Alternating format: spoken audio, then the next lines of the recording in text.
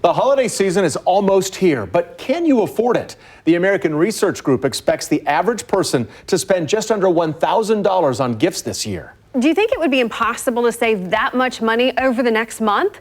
Well, it's easier than you think. KCTV5's Amy Anderson explains.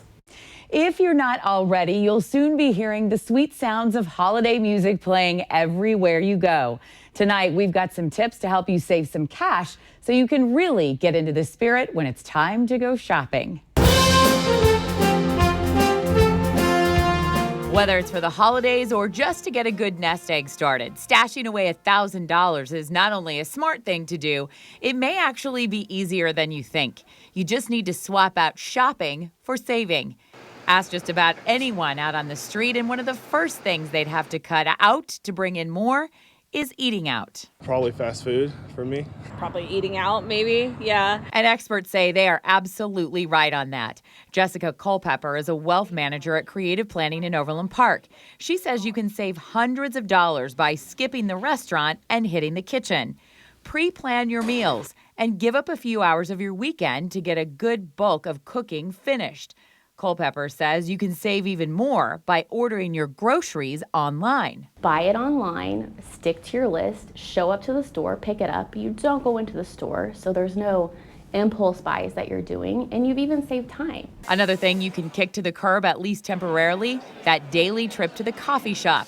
If you're hitting your favorite spot for a latte every day, you're looking at well over $150 a month right there. Culpepper says make a plan and stick to it.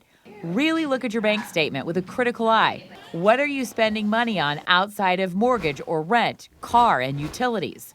But there's probably a lot that's passing through your bank account that you're not even aware of. Maybe you signed up for a 30-day free trial. There's a lot of those, whether it's a food service or Netflix or something like that. You might be spending anywhere from $10 to $200 a month on things you weren't even aware of. So if you're serious, just cut them all out. Culpepper says use cash whenever you can so you can see and feel where your money is going, and stop when you've gone through your allotted amount. She says now is as good a time as any to clean up. Declutter. Go through your kids' stuff. If you're a family, you get so many toys that the kids quickly just outgrow. Sell them.